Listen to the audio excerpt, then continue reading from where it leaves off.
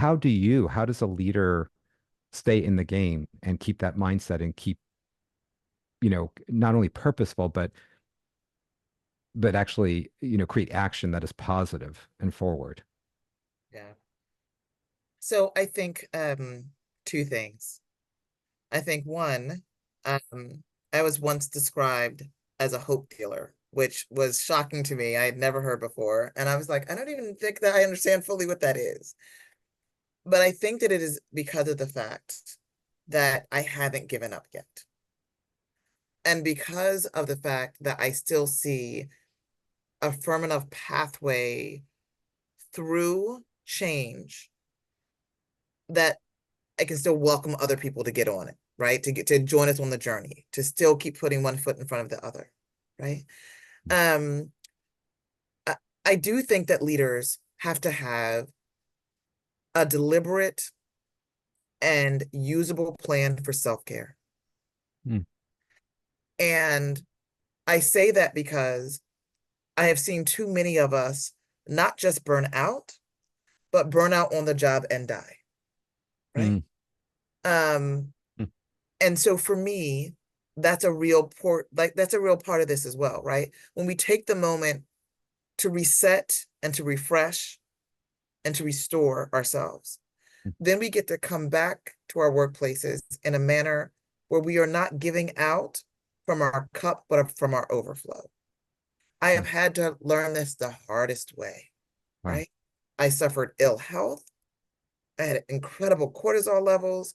I had high blood pressure. I literally had to figure out what in the world I needed to do in order to live to see another day. And I had a friend say to me, Michellene, there's a reason why so many of, say, the civil rights icons that we look up to, our Mhm, heroes, mhm, died so young.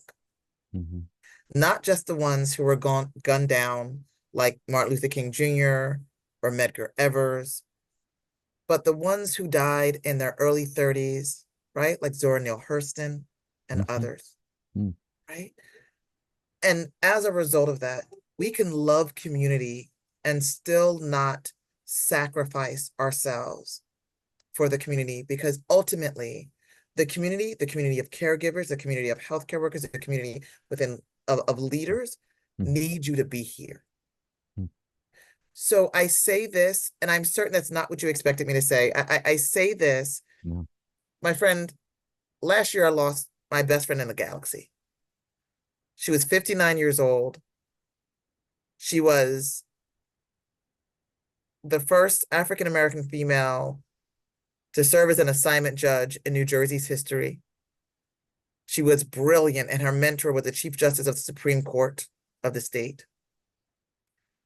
And she was on the phone with me when she was boarding a plane, said she'd call me when she landed, and never called me because she collapsed while she was deboarding.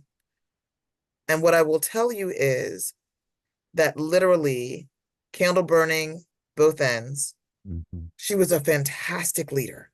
mm, The judges loved her, the community loved her. But here's the thing. The truth is mm, that when you say yes to everyone for everything all the time, you are consistently saying no to you, right? mhm, And that burnout mm, really does make you want to give up. And so being judicious about what we will and say and will not say yes to is incredibly important. You have to figure out as a leader, what is your ultimate purpose and goal? And then, and I hate to say this, I just said no to an incredible opportunity. mm, But I literally said, but if I go and do that thing, then quite frankly, I cannot adequately do this thing, mm. right? And so we have to figure out why it is that we believe that we were here and say no to just about anything else that does not further that purpose. And when we do that, then we're also able to say yes to crazy things like the care of ourselves, our families, our Yeah. partners, our bodies, our mental health and well-being. Mm. And that keeps giving you the ability to consistently believing in hope so that you too can be a hope dealer.